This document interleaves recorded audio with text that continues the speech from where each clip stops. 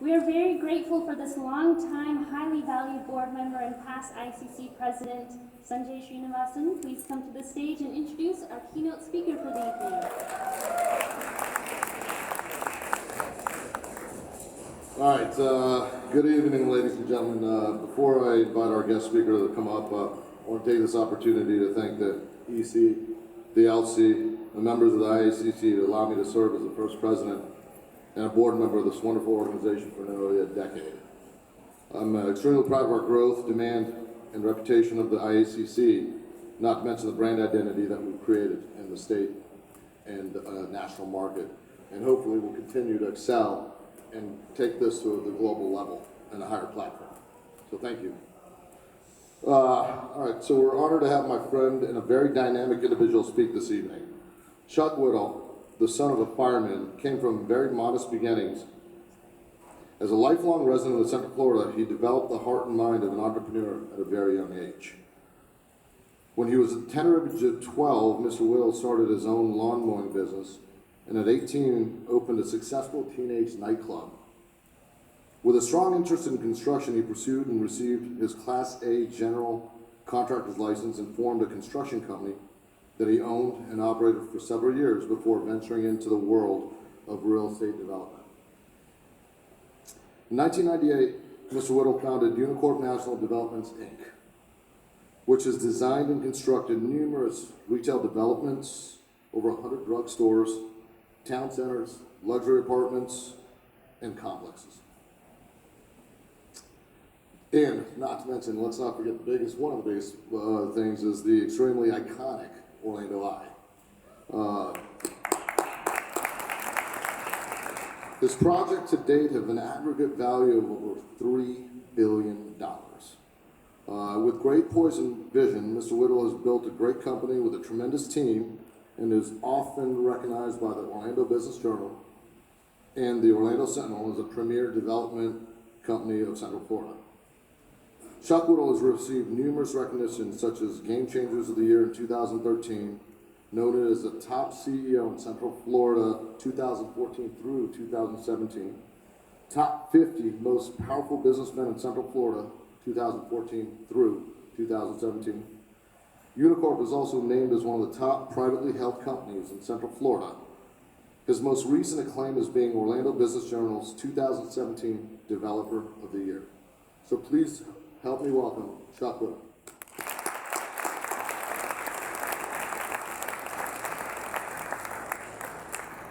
Thank you very much for the warm introduction. He forgot to mention we're also known as No Park Chuck. You can never have enough parking spaces. But thank you for having me at this very cool function tonight. I'm a member of the International Drive Chamber, and there's some good comparisons. Like in the International Drive Chamber, we have a lot of Republicans, a lot of Democrats, and independents. Here I found out tonight we have a lot of businessmen, a lot of doctors, and a lot of people who own hotels. A lot of similarities. And I've managed to meet all my doctors here tonight, and I think all the doctors in Central Florida. So my wife asked me, she said, why do they want you to speak at the IACC? And I reminded her I too own a hotel. So.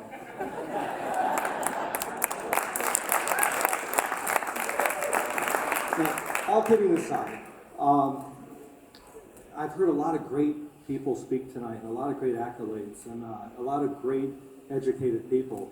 And I kind of come from the other side of it.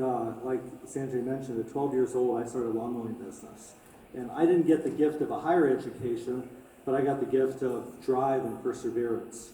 And at 12 years old, I started a lawn mowing business, and I worked every day after school and on the weekends. I also delivered newspapers.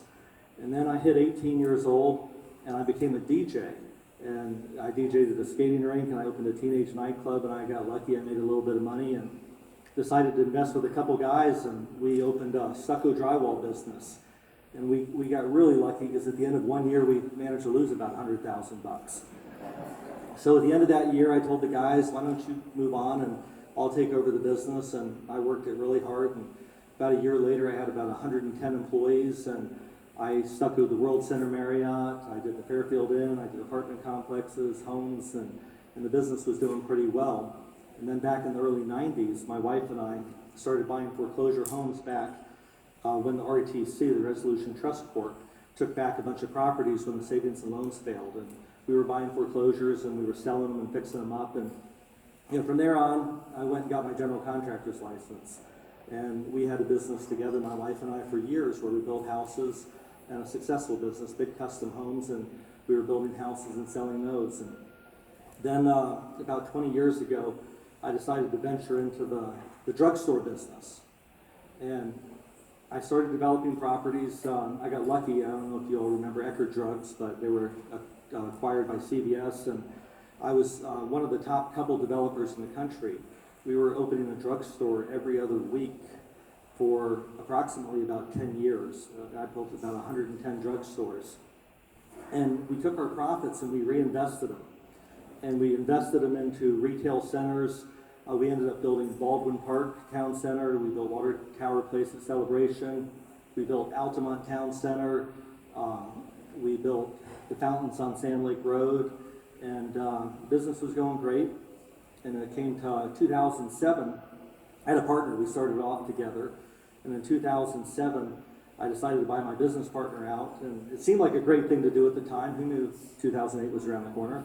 But I paid $60 million and bought him out of the company, and I was on my own. And I was pretty excited about continuing to build the company.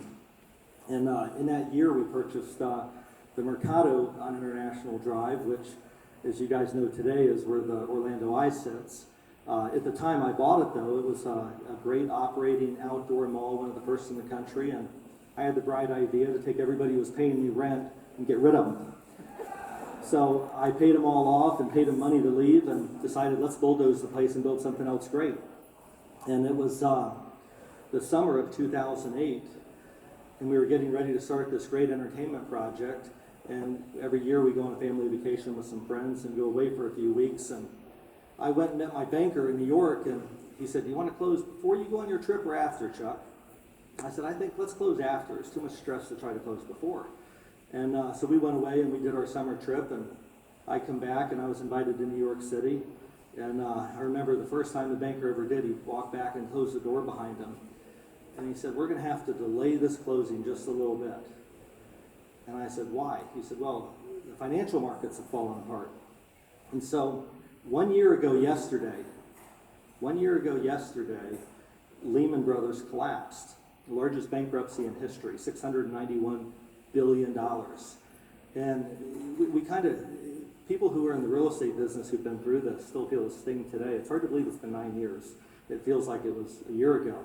But $691 billion, and to give you a little example of that, if you take the amount of money that Microsoft, Amazon, the U.S. government, Microsoft, Amazon, and the U.S. government all have in the bank combined, it's less than what Apple has. Apple has $246 billion in the bank today. Well, that bankruptcy was almost $700 billion, 3 times what Apple has in the bank. And the tax dollars bailed it out. And I was in the middle of building this project up in Virginia. It was a $500 million project. And I decided, I just sold Baldwin Park, sold it for $100 million. So let me reinvest my profits. And no institutional partners, do it on your own, Chuck. And it was going great until the market collapsed. And then we found ourselves, well, first time ever I learned what special assets was. Somebody told me, you're in special assets. I'm like, what is special assets? Well, that's when the bank tells you how bad you are. And I remember my colleagues around. I remember David Siegel called me one day, and he said, Chuck, I can't borrow anything. I can't borrow $1. And I said, David, I can't borrow enough money to buy a bicycle. And at the time, the lenders were loaning us tons of money. And so it was quite a challenging time for us. But I learned that if I talked to the people I did business with, one of my bankers told me, Chuck, if you always add value, we'll continue to work with you. And that did prove to be the case. And so we worked hard. We went to work every day, and we got yelled at by banks. They needed to be paid off. We always made our payments, but they needed to be paid off. The banks needed liquidity. They were struggling. As a matter of fact, I even went to Washington, D.C., and I met with Senate Majority Whip Eric Cantor, and they were coming up with this program called TARP.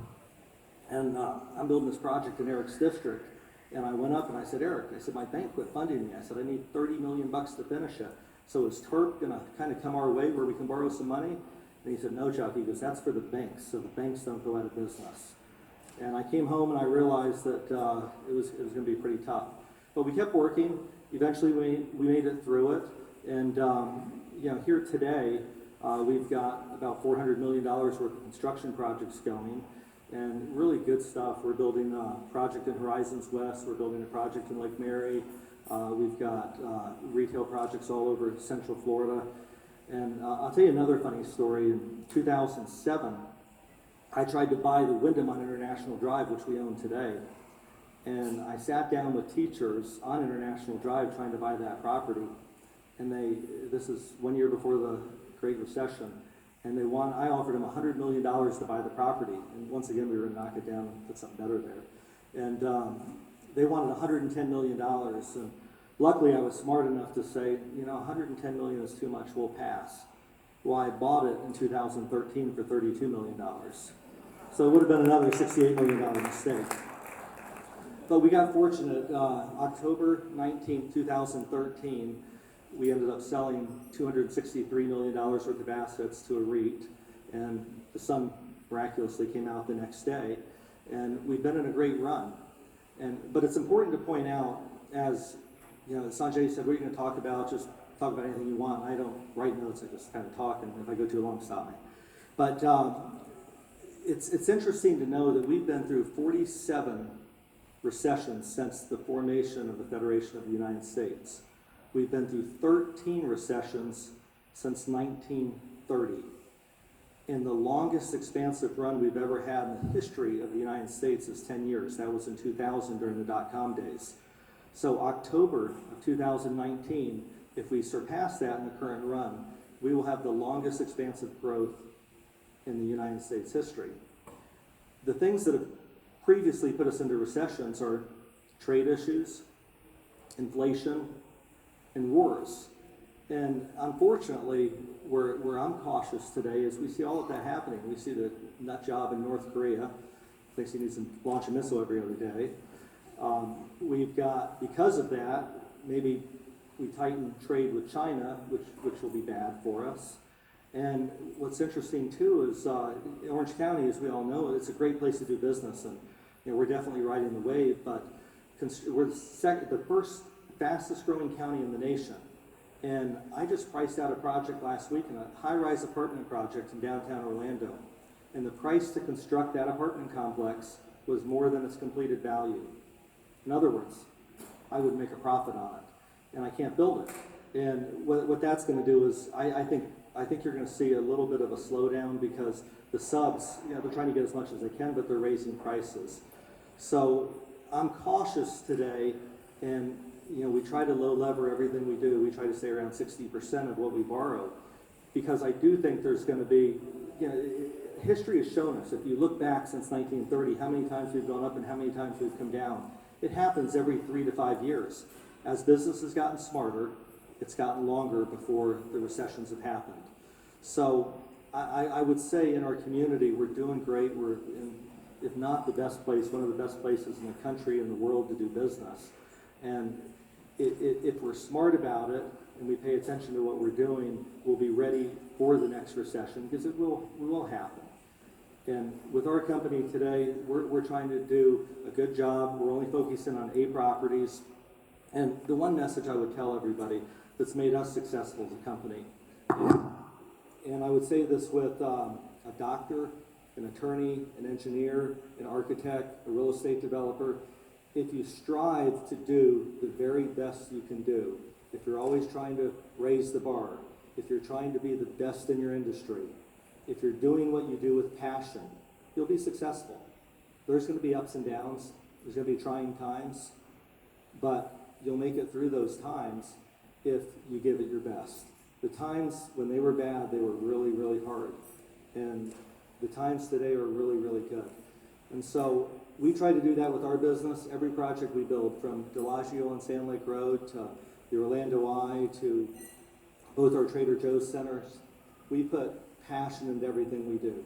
And every day, if you really like what you're doing, you're not going to work, you're going to fun.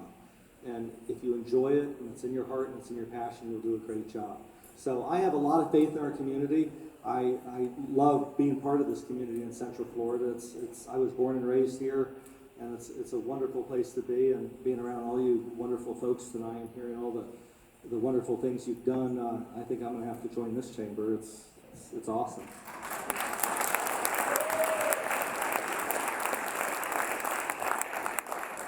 So I want to thank you for giving me the privilege to speak in front of you tonight. I just want to give you a little bit of my story, a little bit of my outlook. I think it is strong. I think it is good. Just be careful. We don't know what's around the corner. Hopefully it stays strong for many, many more years to come. And I hope everybody lives very well and prospers. Thank you very much for having me.